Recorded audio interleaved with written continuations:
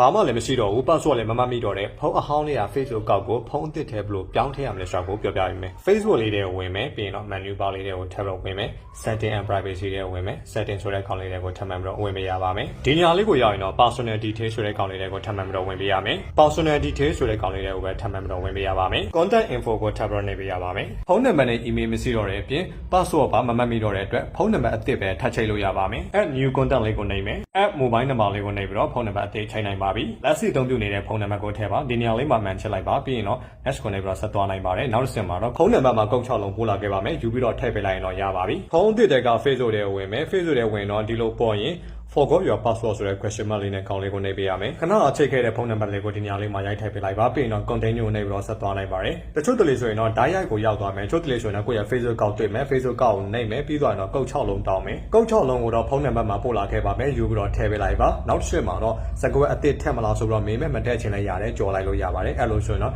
ကိုယ့်ရဲ့ Facebook ကောက်ဟောင်းတွေကိုဖုန်းသစ်ထဲမှာလွယ်ကူနဲ့ထည့်လို့ပြောင်းထည့်လို့အောင်မြင်သွားပါပြီဖုန်းဟောင်းက Facebook ကောက်မှာဖွင့်ခဲ့တဲ့ဖုန်းနံပါတ်တွေ Gmail တွေရှိနေတယ်ဆိုရင်လည်းဘယ်လိုပြန်ယူရမလဲဆိုတာကိုတင်ထားပေးပါတယ်ဒီဗီဒီယိုလေးရဲ့အောက်နာလေးမှာဝင်ကြည့်နိုင်ပါတယ်ဒီဗီဒီယိုလေးထဲမှာတော့မရှင်းတာလေးတွေရှိရင်တော့ comment မှန်ပြီးတော့မေးထားနိုင်ပါတယ်အားလုံးကျေးဇူးတင်ပါတယ်အားလုံးပဲဆင်ပြေကြပါစေ